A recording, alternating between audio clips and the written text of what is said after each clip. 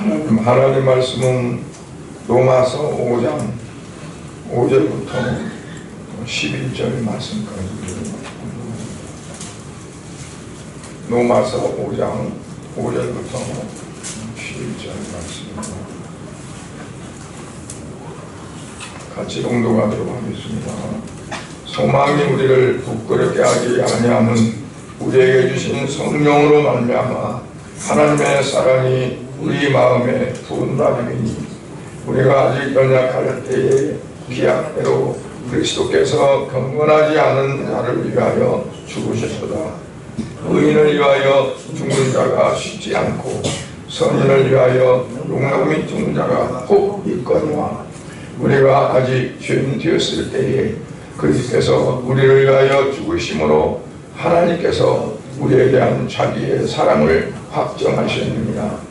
그러면 이제 우리가 그 피로 말미암아 의롭다 하심을 받았으니 더욱 그로 말미암아 진노하심에서 구원을 받을 것이니 곧 우리가 원수 되었을 때에 그의 아들의 죽으심으로 말미암아 하나님과 화목하게 되었은즉 화목하게 된 자로서는 더욱 그의 살아나심으로 말미암아 구원을 받을 것이니라. 그뿐 아니라 이제 우리로 화목케 하신 우리 주 예수 그리스도로 말미암아 하나님 안에서 또한 즐거워하느니라. 아멘. 잠깐 기도합니다. 우리를 사랑하시되 자기의 독생자를 사람의 몸을 입혀 이 땅에 오게 하시고 또한 가진 고난과 고초를 다 당하시며 십자가에서 피 흘려 죽으심으로 우리의 모든 죄를 대속하게 하신 아버지 하나님, 이제 또한 그 부활하신 예수님이 하늘에 올라가셔서 보혜사 성령을 우리에게 보내주시고 우리 모두가 그 성령을 통해서 거듭나는 삶이 되어지며 오직 믿음 안에서 살아갈 수 있는 삶이 되어지도록 우리에게 늘 항상 역사하시며 또한 이끌어가시는 아버지 하나님, 오늘 사랑하는 성도들로 하여금 이 시간 예배드리며 또는 하나님의 무한하신 사랑, 하나님께서 원하시고 기뻐하시는 사랑, 그 사랑이 어떻게 나타났고 또 어떻게 이어가는가, 우리가 다시 한번 이 시간 말씀을 통해 다시 조명을 받으며 하나님 주신 은혜 가운데 깊은 체험을 갖기를 원합니다. 아버지, 시간도 성령으로 역사하여 주시옵소서. 예수 그리스도의 이름으로 기도드리옵나이다. 아멘.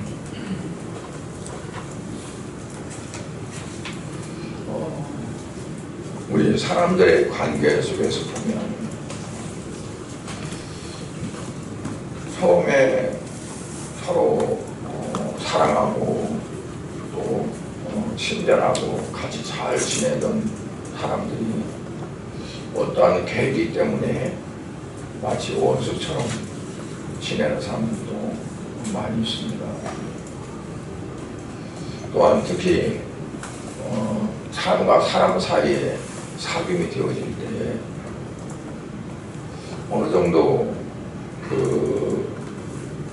좀 비슷한, 그러니까 감정도 좀 서로 나눌 수 있는 비슷함이 있고 선호하는 어떠한 것들도 공통점이 있고 서로 주면 또 받기도 하고 하는 멀쩡하게 차이 나는 어떤 그 사람보다 좀 비슷한 사람들이 서로 모여서 교제하고 나누는 그런 경우가 많습니다. 그래서 유유상종이라고 같은 그런 이제 그 끼리 잘 어울리고 논다고 하는 거죠. 그런데 하나님과 우리와의 관계는 그렇지 않아요. 사람들은 서로 좀 비등하고 그리고 약간은 균형이 안 맞을지라도 그래도 서로 품을 수 있는, 포용할 수 있는 그게 되었을 때 서로 가까워지고 그리고 서로 친근해지는 그런 겁니다. 그러나 우리가 하나님 앞에 서고 하나님 앞에 예배하고 하나님께 영광 돌리기 위해서 하나님은 우리를 부르셨는데 그 부르실 때 하나님과 우리를 비교해보면 동등한 것을 떠나서 조금 더 이제 균형 있는 그런 부분이 보이지 않는다는 거죠. 왜냐하면 우리가 의롭고 우리가 정말 하나님 보시기에 믿음 생활을 잘하고 하나님께서 야, 이 정도면 나와 교제하시겠다 그래서 하나님 우리를 부르신 것이 아니라는 거예요. 하나님이 가장 미워하는 건 뭐냐면 죄라고 할 수 있습니다. 하나님이 가장 싫어하는 것도 죄입니다. 왜냐하면 하나님은 거룩하신 분이고 공의 하나님이고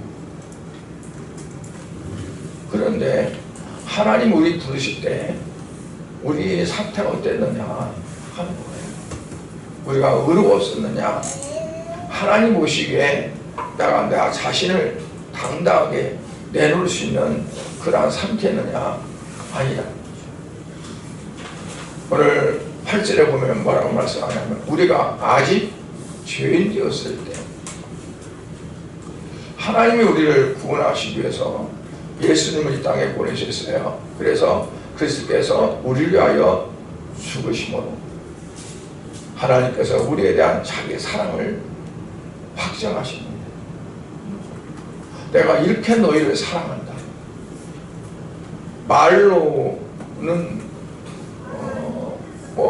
표현할 수 없는 우리 이제 사람들과의 관계 속에서는요 사랑을 어떻게 표현하냐면 주로 말로 많이 표현을 합니다. 삶으로 표현하는 것은 부담도 되고 또 힘도 들고 어려움이 많이 따르게 되죠. 말로는 전혀 힘이 안 들고 뭐 입술을 놀리는 거가 그렇게 힘들지 않잖아요. 그러니까 말로 주로 그렇게 해요. 그렇지만 또 사고로 하는 경우도 있지만 대체적으로 보면 그렇다는 거죠. 사랑을 확증한다. 내가 너희를 사랑을 이렇게 사랑한다. 그걸 내 보이는 우리가 서로 성도끼리 사랑한다는 것도 그냥 말로만 사랑하면 그 사랑이 어떤 사랑인지 모르잖아요. 그러니까 내가 널 이만큼 사랑한다는 건 어떠한 그런 표를 드러내는 부부 간의 사랑도 사랑으로 가정이 이루어졌고 부부가 이루어졌지만 그 사랑을 표현을 안 하면 냉랭한 거지. 말로는 사랑을 하면서 어떤 행실로 삶으로 안 된다면 부부가 끈끈한 사랑 가운데에서 계속적으로 이어갈 수는 없다고. 조건적인 사랑이죠. 뭐 마음에 안 들지만 살기 싫지만 그래도 우리 아이들이 어리니까 그들의 어떤 부분을 위해서 언제까지 참아야지. 그리고 가슴에다 묻어놓고 있는 사람들도 많이 있다고 그래요. 근데 또 그때 가서 보면 또 좀 연기되죠. 이제 잘하지만 결혼 안 했으면 결혼할 때까지. 결혼을 하면 또 아이를 낳아서 손주를 낳아서 키워야 할 텐데 너무 힘들잖아. 그럼 조금 더 키워줘야지. 그러고 줄여야지. 그래 서로가 부모든 또 할아버지 할머니든 사랑의 어떤 그 연결고리가 현실적으로 조금씩 연결되는 거지, 그 사랑이 뜨거워서 정말 같이 하는 경우도 있겠지만 그렇게 많지는 않다 하는 것을 이제 봅니다. 그런데 하나님께서는 여러분과 저를 사랑하시고 부르셨을 때 어떤 때 불렀느냐? 죄인이 했을 때 부르다고 했어요. 아까 5장 8절에 우리가 아직 죄인이었을 때, 그러니까 하나님이 가장 싫어하는 게 죄인데 그 죄의 인간이 되어 있음에도 불구하고 하나님 우리를 부르셨다는 거예요. 왜 부르셨을까요? 하나님께서 우리가 죄 가운데 있지만 너무 연약하고 너무 부족해서 죄를 지을 수밖에 없었고 죄 가운데 있을 수밖에 없다. 그래서 그들의 죄를 내가 없애주겠다 하는 그 다음에 하나님의 이제 계획과 섭리 가운데서 우리를 부르셨고, 그리고 예수님의 보혈의 공로를 적용해서 우리의 모든 죄를 다 사해 주시고, 이제는 너는 내 아들이라, 너는 내 딸이라, 내가 오늘날 너를 낳았도다. 그러니까 하나님께서는 전에는 너희들이 죄인이었고 나와 함께 할 수 없었지만 내가 너를 사랑하기 때문에 너희들을 불렀고, 그리고 내 독생자 아들을 십자가에 희생시킴으로 그 피로 너희들 완전히 죄를 씻어냈고, 그리고 너희를 내가 나의 아들로 딸로 내가 삼았다.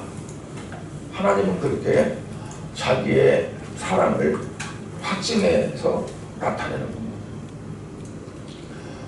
우리는 어떻게 하나님을 사랑한다면서 그 사랑을 확증할 수 있나요? 하나님은 분명히 우리에 대한 자기의 사랑을 확증했다고 그랬어요. 뭘로? 아들을 십자가에 내주고. 그럼 우리가 하나님에 대한 사랑, 나 하나님 사랑합니다, 나 주님 사랑합니다, 그러면 그 사랑의 확증을 우리도 있어야 할 거 아니에요. 하나님이 확증하셨습니다.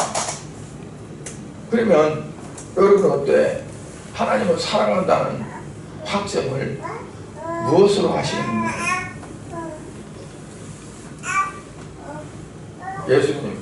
예수님 자기 아들을 십자가에 내줌으로 확증했잖아요. 우리는 어때요?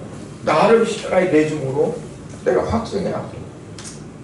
주님, 나도 내 자신을 사랑한 것보다 나도 주님을 먼저 사랑합니다. 하나님을 먼저 사랑합니다. 그 사랑의 확증 표현이 뭐냐면 내가 죽는 겁니다. 내가 십자가에 못 박혀 합니다. 그래서 사도 바울은 그랬어요. 내가 그리스도 앞에 십자가에 못 박혔다. 이제 내가 사는 게 아니다. 내 안에 그리스도가 산다.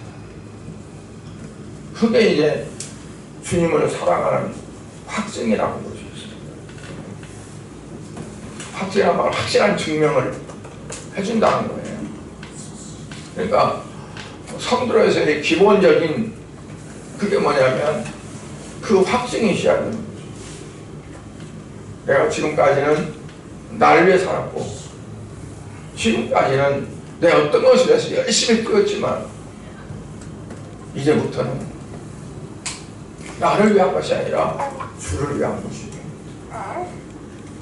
나를 위해서 내 육신적인 생명을 위해 사는 것이 아니라 주님과의 관계 속에서 주님의 아들로서 딸로서 살아가는 삶을 살겠노라고 하는 그 다짐이 저와 여러분에게 있어야 될 줄로 믿습니다. 아멘. 우리가 우리 과거를 한번 돌아보십시오. 사도 바울은 아직 죄인 됐을 때 하나님의 나를 부르셨고 그리고 그 사랑을 입혀주셨다고 말씀합니다. 우리의 과거는, 우리의 지난 날은 과연 의로웠는가? 공의롭고 그리고 정의롭고 하나님 앞에 내세울 만한 것들이 얼마나 있었는가 한번 되돌아보셨으면 좋겠습니다. 저 자신도 뒤돌아보면 저는 하나님 왜 나 같은 걸 목사로 세웠을까 하는 그러한 생각을 할 때가 많습니다. 왜냐하면 부족한 것도 많고 성질도 어떻게 보면 더럽고 그리고 또 마음도 하여같이 넓은 것이 못 되고 좁고 가만히 뒤돌아보면 엉망이었던 삶이었어요. 왜냐하면 정말 어려서는 신앙생활을 열심히 한다고 저 나름대로 했어요. 정말 교회에 헌신을 하고 또 주를 위해 열심히 한다고 했어요. 했는데 나를 주님 앞에 내어주지 못했어요.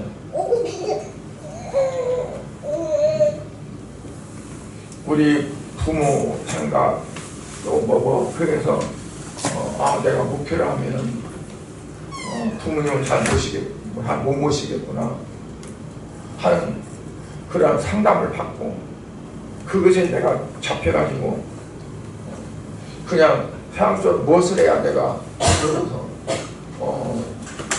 또 가정도 이루고 또 부모님도 공양하고 그럴까. 그러다 보니까 어려서는 초등학교 때 앞으로 장차 어떤 사람들 나오냐면 어떤 애들은 대통령 된다고 그러고 어떤 사람들은 장관 된다고 그러고 말하는데 나는 목사님 나이거든. 그런데 꽉 막혀버렸어요. 세상적인 거 육신적인 어떤 것들이 꽉 막고 방향을 그쪽으로 가지 못하게 만들어요. 그래서 정말 하나님이 기뻐할 수 없는 삶을 너무 많이 살았어요. 그랬으면 하나님 저 같은 거 말고도 얼마든지 정말 훌륭한 그분들이 많잖아요.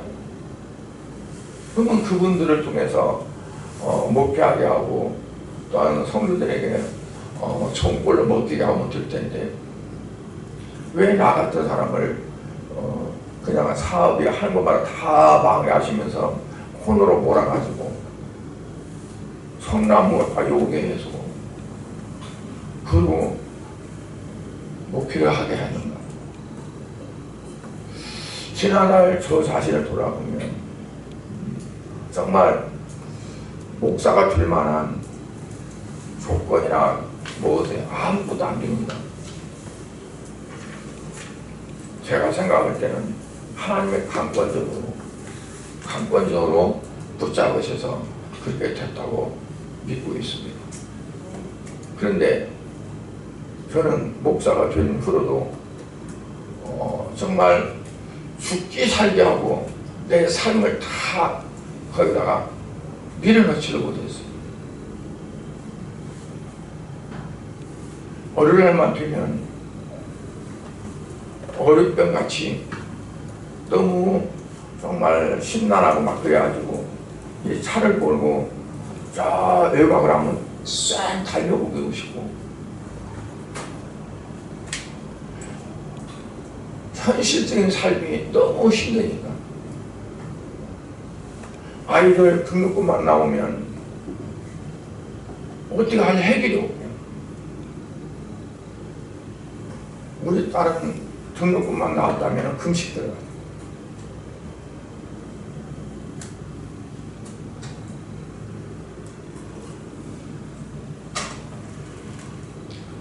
그러니까 나의 모든 그런 죽고 살기를 주님 앞에 맡기고 그렇게 적극적으로 하지를 못했어요. 지금 와서 보면 그게 너무 부끄러운 거죠. 그럼에도 하나님은 사랑을 주셔서 오늘까지도 그래도 건강하도록 했고, 그리고 목회할 수 있도록 하신 것이 하나님의 은혜요, 하나님의 사랑인 줄 압니다. 아멘. 여러분들이 걸어온 그 삶을 한번 돌아보십시오. 정말 내가 주님을 위해서 온전히 살았는지. 마태복음 5장 43절 48절에 보면 특히나 44절에 보면 나는 너희에게 이르노니 너희 원수를 사랑하며 너희를 핍박하는 자를 위하여 기도하라. 이같이 한즉 하늘에 계신 너희 아버지의 아들이 되리니. 하늘에 계신 하나님 아버지의 아들이 된다. 이거는 아들 속에 딸도 다 포함된 겁니다. 어떻게 하면 하늘에 계신 아버지의 아들, 딸이 된다고 해요? 앞에 44절에 보면 그러죠. 너희 원수를 사랑하며 너희를 핍박하는 자를 위하여 기도한즉, 그거거든요. 이같이 한즉은 앞에 것이 동기가 되고 원인이 되어서 뒤에 것이 이루어진다는 거예요. 그러니까 하나님 아버지의 아들, 딸이 되게 하셨는데, 그 아들, 딸이 된다는 것은 뭐 때문에 그러냐? 너희 원수를 사랑하고 너희 핍박하는 자를 위해서 기도하면 이렇게 되어진다. 하나님의 아들, 딸이 되어진다. 그러니까 우리가 하나님의 아들, 딸로 굳게 서기 위해서는 앞에 것이 전제되는데, 그게 바로 원수를 사랑하는 것이고 핍박하는 자를 사랑하는 거다. 예수님도 이제 그처럼 우리를 사랑하셔서 십자가에 못 박혀 죽으셨죠. 그런데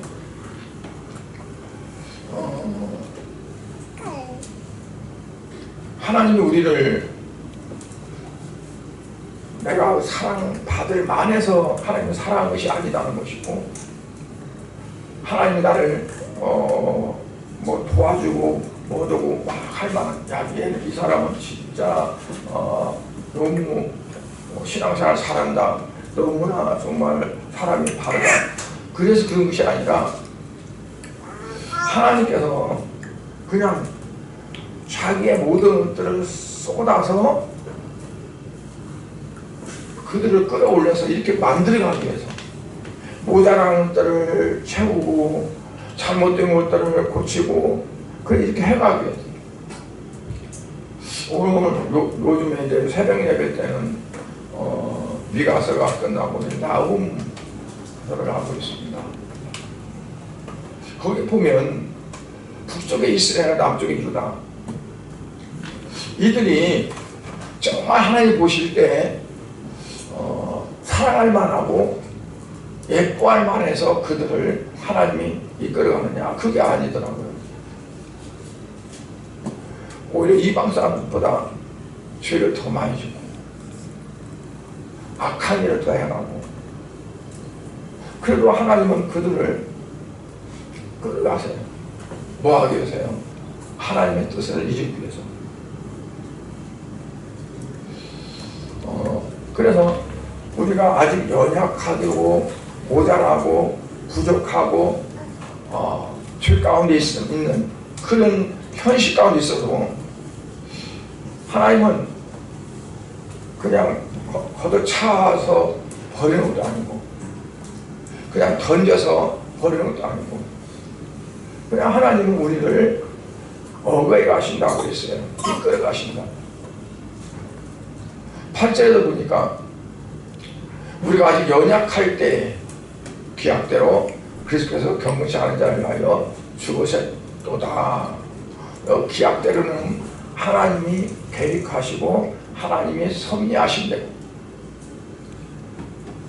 그러니까 하나님께서는 나를 부르시는데 그 부르셔서 어떻게 하시려고 하는 계획이 있고 어떻게 해서 하나님이 기뻐하실 만한 삶을 만들어 갈 것인가 하나님의 섭리가 있고 그래서 나를 부르셔서 그렇게 다루어간다는 거예요.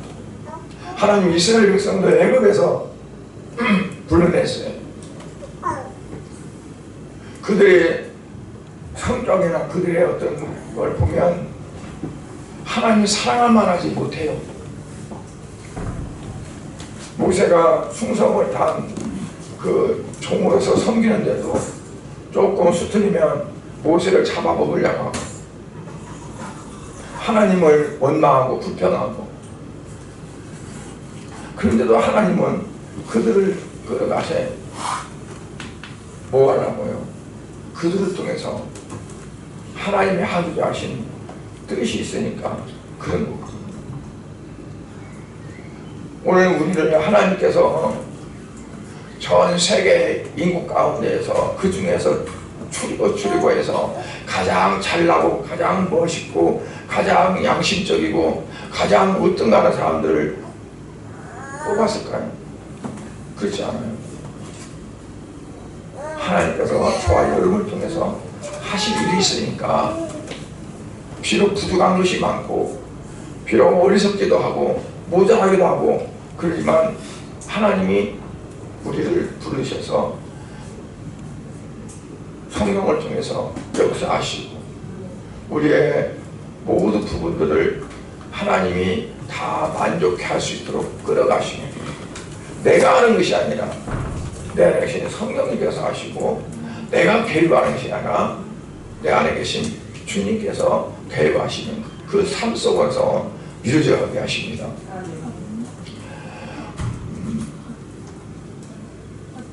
이스라엘 민족을 한번 보면요 신명기 7장 7절에 보면 그랬어요. 여호와께서 너희를 기뻐하시고 너희를 택하시면 너희가 다른 민족보다 수요가 많기 때문이 아니니라. 너희는 민족 중에 가장 적으니라.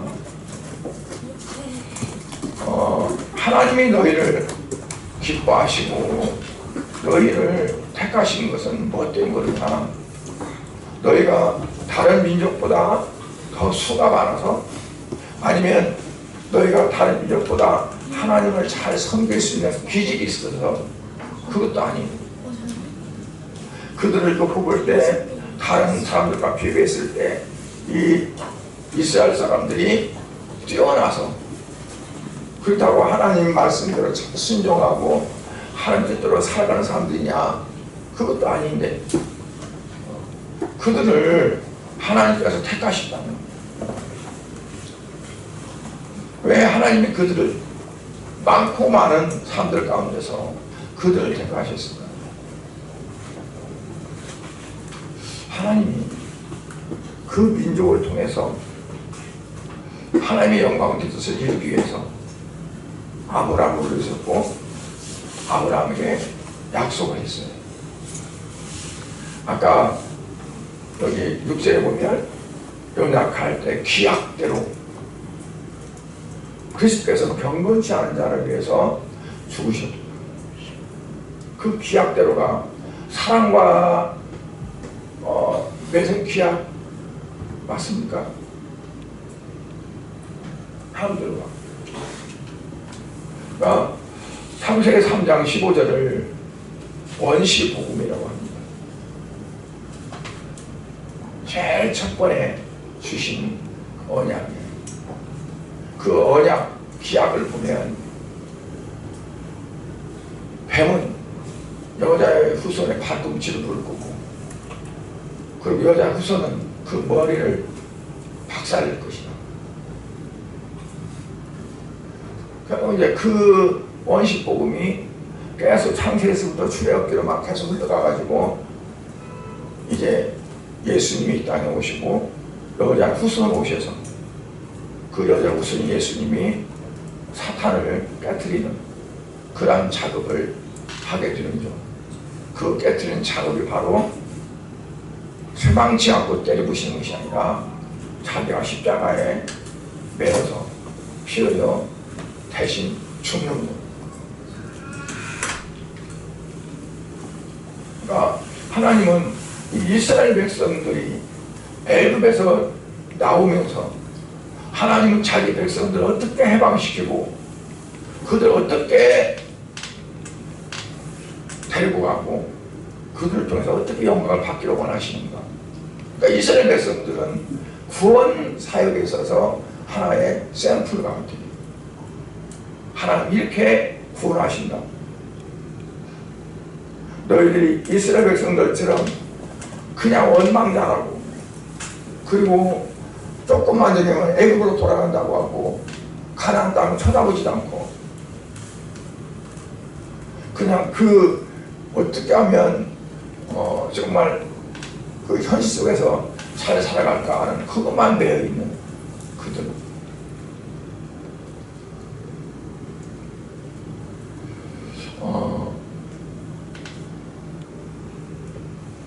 엘리야 때도 그리고 사도 바울도 그러고 그들 자체를 보면 연약한데 하나님이 그들을 통해서 사용하신 것은 뭐냐면 하나님의 그 뜻을 이루기 위해서 하나님의 기약, 하나님이 이루고자 하신 뜻 그걸 이루기 위해서 사용하셨다고 볼 수 있어요.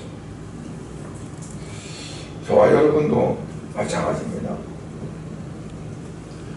그냥 오늘 이 시대에 살고 그리고 어느 날 갑자기 사라지는 그러한 삶이 되어진다면 너무 허무하잖아요. 하나님 왜 나를 택했고 왜 나를 불렀는가? 내가 하나님을 위해서 주님을 위해서 어떻게 사람 되기를 원하시고 쓰임받기를 원하시는가? 그렇다고 내가 자랑할 만한 것이 없는데도 하나님은 나를 지금 붙들고 계시는데 나는 그러면 어떻게 맹목적으로 살아야 하냐? 아니면 하나로 살아가는 것이 그냥 발길 닿는 대로 사라지는 대로 살아야 되느냐? 뭔가 주님을 위해서 할 수 있는 그런 삶. 그럼 첫 번 걸음이 뭐냐면 내가 내 자신을 십자가에다 내어주지 않으면 다른 것들이 되지 않습니다. 맨 먼저 내가 해야 할 일이 나를 십자가에 내어주고 사도 바울이 그랬잖아요. 예수님 만나고 나서 그가 자기를 완전히 내어놨어요. 자기가 그만큼 배웠던 학식 여러 가지 가지고 있던 어떤 그러한 그 권한, 권력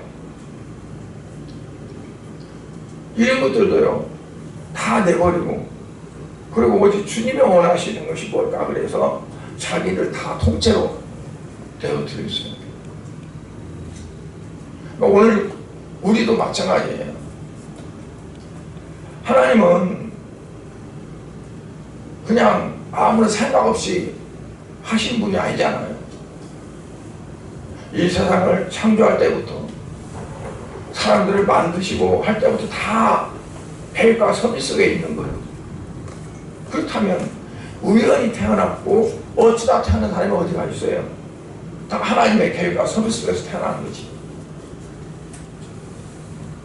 그리고 어느 시점에 나를 부르셔서 하나님 백성으로 삼으셨어요. 그렇다면 분명히 하나님 목적이 있는 거예요. 나를 하나님 부르신 그러면 하나님이 나를 부르신 목적이 뭘까?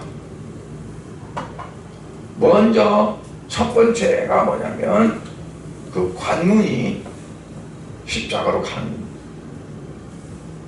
왜냐하면 예수님이 십자가에서 죽으셔서 내가 구원받았고 하나님의 자녀가 됐으니까. 이제는 내가 십자가로 가서 내가 못 박히고 그리고 내 안에 내가 사는 것이 아니라 예수님이 사셔서 예수님이 나의 주인이 되고 그분이 나의 모든 삶을 이끌어갈 수 있도록 나는 그냥 십자가에 못 박힌 상태로 있는 거죠. 옛날에는 초등학교 다닐 때 방학 때 되면 곤충 채집을 많이 했어요. 잠자리도 잡고 멜뚜기도 잡고 풀무치도 잡고 그래서 그거를 이제 피부로 고정시켜요. 그래서 그걸 나중에 방학 끝났을 때 가지고 가요. 그게 숙제였어요. 피부로 찔러놔도요 날개를 쳐요. 막 살아있어. 그런데 살아있는 것이 아니야. 자기가 마음대로 자기가 가고 싶다고 갈 수 있는 것도 아니고 그냥 그 꽂힌 채 있는 거예요. 그러니까 우리가 십자가에 못 박혔다는 건 뭐냐면 내가 십자가에 곤충 채집처럼 못 박혀가지고 내가 스스로 할 수 있는 것이 아무것도 없어지는 거예요. 나는 못해. 주님이 하시요. 주님이 하시요. 근데 주님이 할 수 있는 건 아무것도 없고 내가 다 한다, 내가 한다, 내가 한다 그러면 그건 아직 내가 십자가를 못 박히지 못한 거예요.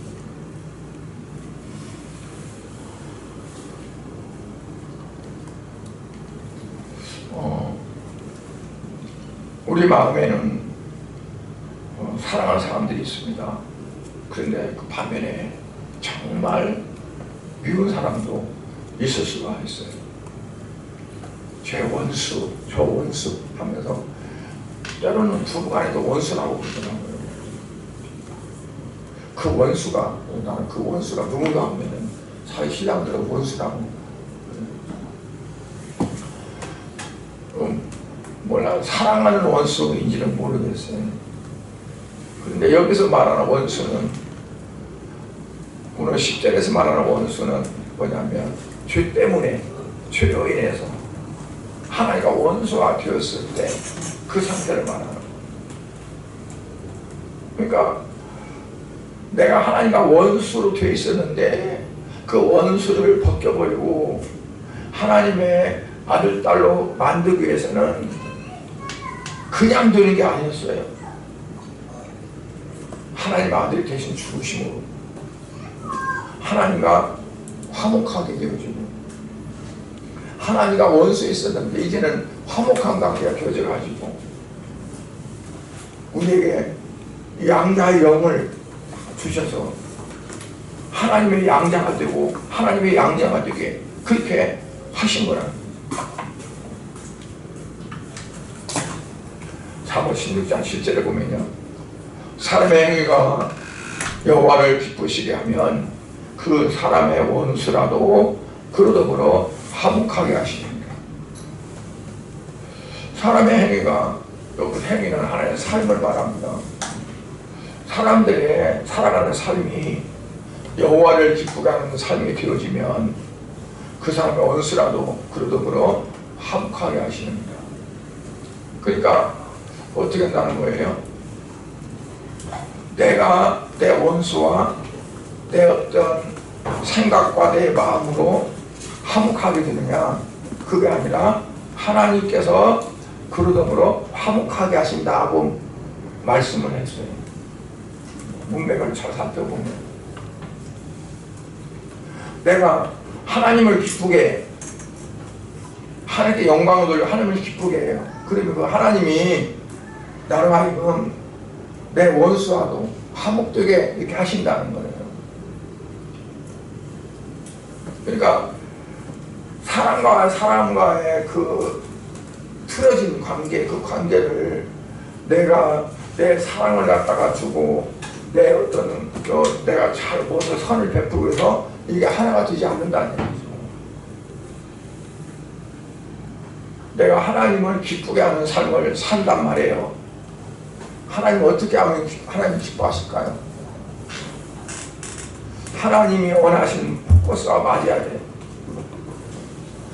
내 생각대로 이렇게만 하나님 기쁘게 하고 아무래도 하나님이 원하시지 않는다면 그건 아무 소용없는 거잖아요. 그래서 하나님이 원하시는 그대로 우리가 살아가게 되어지면 하나님께서 그 관계를 회복시켜 주신다. 회복시켜 주신다.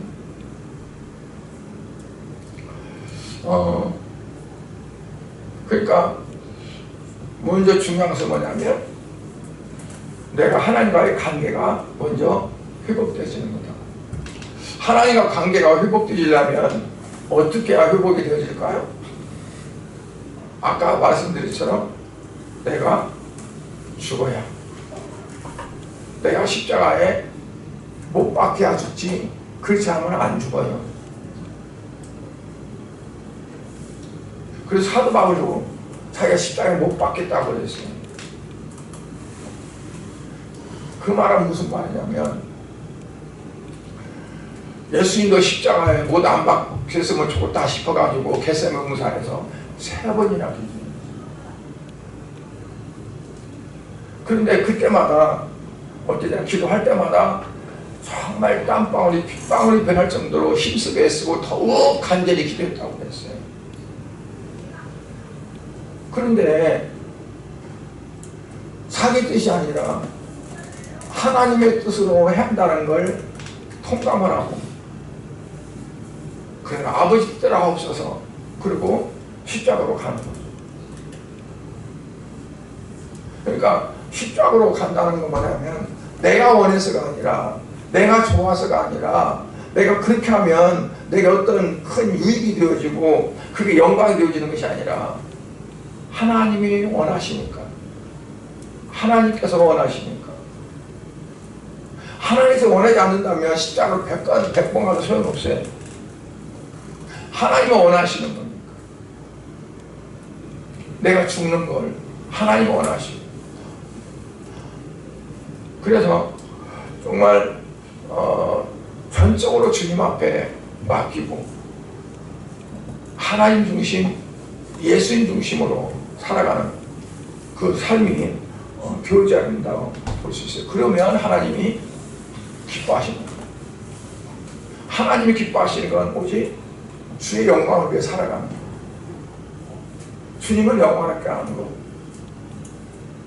내가 열심히 살아도 그것이 주를 위한 것이 아니라면 주님과는 관계가 없는 거잖아요. 내가 아무리 봉사를 해도 그 주님과 관계가 없는 거라면 아무 쓸모가 없는 거예요. 주여 주여 왜 나를 모른다고 합니까? 내가 주의 이름으로 병자도 고쳐, 주의 이름으로 구제도 하고 선한 일도 많이 했는데 왜 나를 모른다고 합니까? 왜 모른다고 했을까요? 누구님 주여 주의 이름 부른 자는 군어들이라고 그랬는데 그거를 자기가 좋아서 하니까, 자기가 원해서 하는 거니까. 하나님이 원해서, 하나님이 기뻐해서, 그러니까 그 모든 일들을 이루가는 주체가 하나님이냐 나냐. 열심히 주의 일을 한다고 해도 그게 나를 위해서 한다면 아무 소용이 없는 거지. 조그마한 일을 하나 해도 이게 온전히 주께 드려지는 거, 주님을 위한 거. 저는 지금도 옛날에 한 30년, 40년 전에 아마 그 좀 더 됐을 거예요. 그게 안 잊어버려. 눈에 선해. 그때 영등포 지하상가 가방 파는 집에 거 가서 뭐 한번 사볼까 가는 게 서울 올라간 길에 들여다보겠는데 죽음에 와서 목닥치면서 시주대가 나는 거죠. 그러니까 그 주인이 여자 주인인데 우리 예수 믿어요. 그러니까 그도 들지 못한 채 계속 목탁 두드리는 거예요. 내가 그럴 때는 그랬어요. 그 목탁 소리가 그래도 좋사오니 예수 믿어도 좋사오니 시주만 해주십시오. 이분이 안가 부르고 있으니까 동전이 얼마짜리를 몰라요. 하얀 동전이 있었는데 그거를 거냐고 주면서 이거 예수님 이름으로 드리는 겁니다. 그러니까 그분이 예 그러더라고요. 그러면서 주더라고요. 그러니까 그냥 주는 것이 아니라 예수 이름으로 주는 거예요. 만약에 이분이 그냥 줬다면 어떨까요? 저는 그 지켜보고 있었죠. 시주하는 거죠. 그냥 예수님으로 준 것은 부재하는 거예요. 그러니까 우리가 뭘 하더라도 내가 하는 것이 아니라 주님이 하시는 그게 우리에게 중요하다는 거예요. 사무엘 16장 10절에 보면 이런 말씀을 해요. 사람의 행위가 여호와를 기쁘시게 하면 그 사람의 원수라도 그들 더불어 화목하게 하십니다.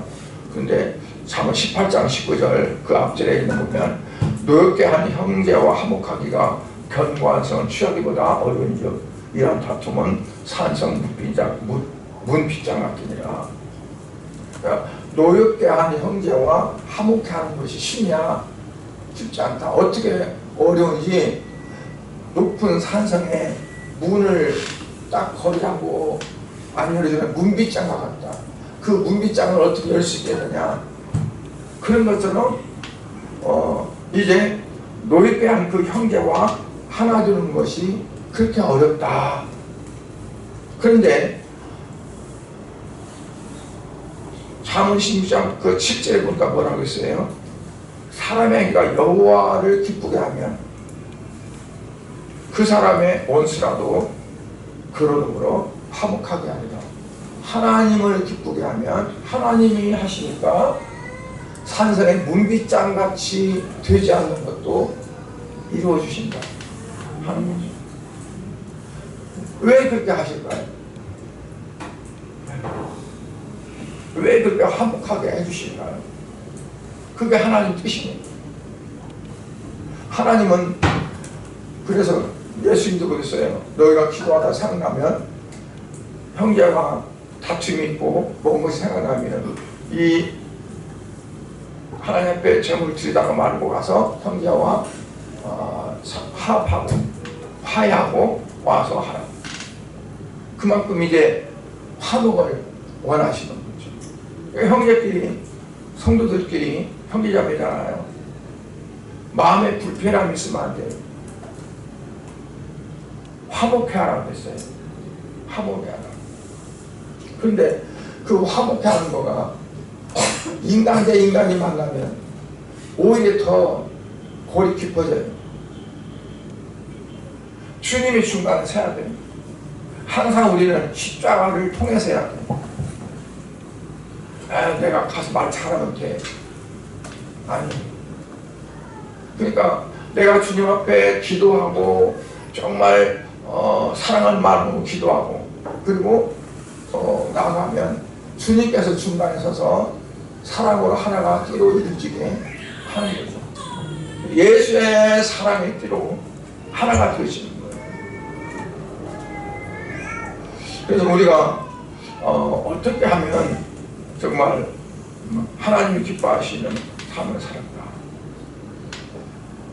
아직 죄인 되었을 때, 내가 하나님과 원수 되었을 때 하나님은 우리를 부르셨고 우리에게 구원을 받게 하시는 축복을 주셨다라고 말씀합니다. 지금은 사순절 기간입니다.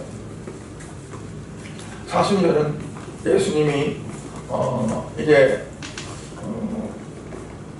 십자가에 못 박히시기 위해서 또 예루살렘에 들어오시고 그 예루살렘에 들어오셔서 또 그 며칠 동안 여러 가지 주님이 원하시는 일들을 행하시고, 그리고 금요일 날 이 십자가에 못 박히고 장사되었다가 그 안식 후 첫날 부활하시는 그 전으로 40일 전에부터 서서 사순절로 우리가 지키고 있습니다. 부활절이 매일마다 똑같은 날이 아니기 때문에 사순절도 변화가 있습니다. 그러나 한결같은 것은 뭐냐면, 예수님께서 나를 위해 십자가에 못 박혀 죽으셨고 그가 부활하심으로 내가 다시 살았다고 하는 그러한 삶이 어떠냐면, 나를 통해서 증명되어지고 나를 통해서 확증이 되지 않습니다. 밖에 좀 왔어요. 그러니까 우리가 이제 이번 사순절 기간 동안에 체험을 하시고 합니다. 그거를 체휴이라고 그러거든요. 뭐냐면 정말 나는 구원받을 수 있는 인간성이거나 그것이 되는 것이 아니야. 그냥 하나님 나를 무조건 사랑해서 나를 부르셨어. 그런데 부름받은 내가 아직도 내가 살아서 내 안에 주인이 주님이 되지 못하고 내가 주인으로 살고 있다. 이제는 사도 바울처럼 내가 십자가에 못 박혀서 이제는 내가 사는 것이 아니라 내 안에 주님이 사시는, 부활하신 주님이 사시는 삶이 되어야 되겠다는 마음을 가지고 여러분들이 사순절을 보내시기를 바랍니다. 그러면 돌아오는 이제 종려주일이나 고난주간 또 부활주일, 항상 해마다 반복되는 똑같은 그런 절기가 아니라 이번에는 정말 여러분들이 생명으로 놀랍게 이제 달라지는 그런 삶이 확실히 될 줄 믿습니다. 이러한 삶을 살기 위해서 이번 사순절 기간 동안에 기도 많이 하시고 말씀도 많이 읽으시고, 그래서 정말 성령으로 충만해지는 그런 삶이 될 수 있기를 주님의 이름으로 축복합니다. 기도하겠습니다. 하나님 아버지 은혜와 사랑을 감사를 드립니다. 오늘 이제 사순절 기간을 통해서 아버지 앞에 이 시간 이제 사도 바울이 고백했던, 내가 아직 죄였을 때 하나님께서 나를 사랑하셨고 나를 부르셔서 정말 하나님의 종으로 삼으셨다고 하는 그 말씀을 우리가 다시 한번 이제 되새겼습니다. 아버지 하나님, 우리의 성도들이 사순절 기간에 정말 고요하게 조용히 하나님 앞에 무릎 꿇고 엎드려서 자신들을 돌아보게 하시고, 이제는 내가 정말 십자가에 온전히 못 박히고 죽음으로 내 육신 자체가 중심이 되는 것이 아니라 이제는 영의 중심, 하나님 중심이 되어져서 살아가겠다고 하는 그러한 고백과 결단이 있어지도록 축복해 주시옵소서. 아버지 하나님, 그러므로 우리의 삶이 이제는 완전히 달라지고 온전히 나를 위해서가 아니라 주를 위해서 살아가는 삶으로 전환이 될 수 있도록 복을 내려 주시옵소서. 예수 그리스도의 이름으로 기도드리옵나이다.